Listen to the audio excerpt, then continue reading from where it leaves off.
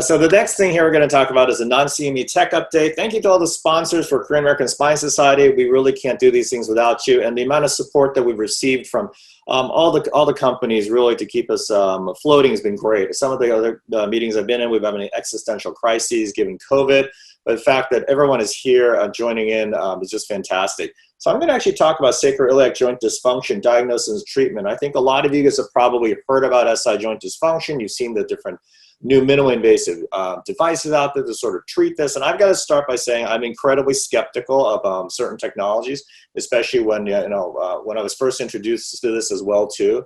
And sacroiliac joint dysfunction is something which I see more and more because I'm kind of looking for it. But before, it was something that was kind of unknown to me. And I'll start by saying that, let me just take control over this. Oh yeah.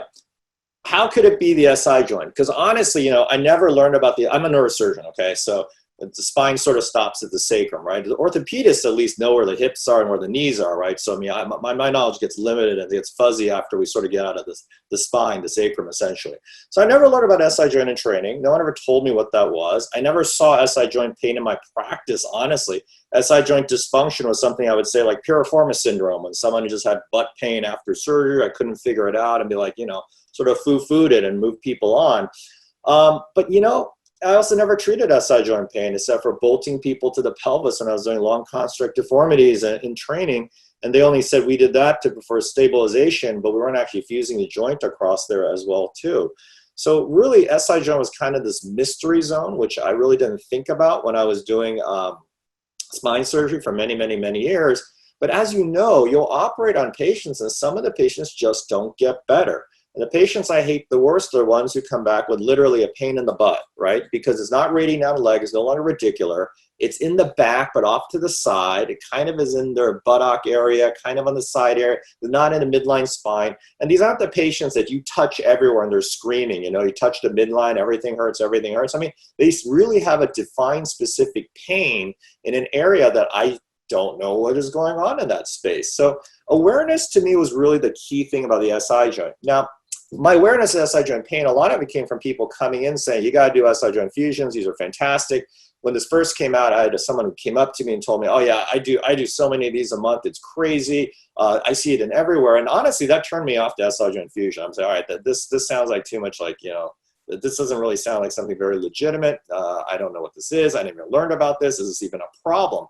But again, my curiosity was piqued because you think about it, the sacroiliac joint is, we'll move on to the next slide here. I mean, can it cause pain? And if you read about it, the sacroiliac joint actually is a very large joint. It's a large joint and it does move. It doesn't do a lot. Actually, its purpose is when you sit, it rotates the pelvis. So those little bumps on your bottom that you're sitting on, they move out of the way so it's not so uncomfortable to sit on them. And monkeys have really, really large, calluses on this area, so they sit on their butts really well. But humans actually have fairly soft, sensitive butts. And as a result, our pelvis mutates when we sit. Nutation just means it rotates a little bit, which takes the pressure off of that. So it doesn't move a lot, but it actually does move a little bit. And the SI joint also doesn't usually fuse. It doesn't ankylose. It'll degenerate and it'll start getting degenerative. But the TLDR version, it's a joint, so it can cause pain. As you know, every joint in the body can possibly be a pain generator. So it's definitely something that can be a pain generator. And if you actually look at studies about SI joint pain as a component of chronic low back pain, it's actually there. But once again, you got to know what SI joint pain is in order to actually, diagnose it and start treating it. But if you look at these studies, they actually say that chronic low back pain, when people say, I have low back pain, people come to me and say, I have low back pain. It turns out they have radiculopathy. I have low back pain. They have thoracic pain. They're very non-specific. So when people come in with low back pain, about 15 to 30% of people actually have sacroiliac mediated pain as well. Can I go back a slide? Oh. So the SI joint, because it's a joint, can cause pain because it can be functionally unstable.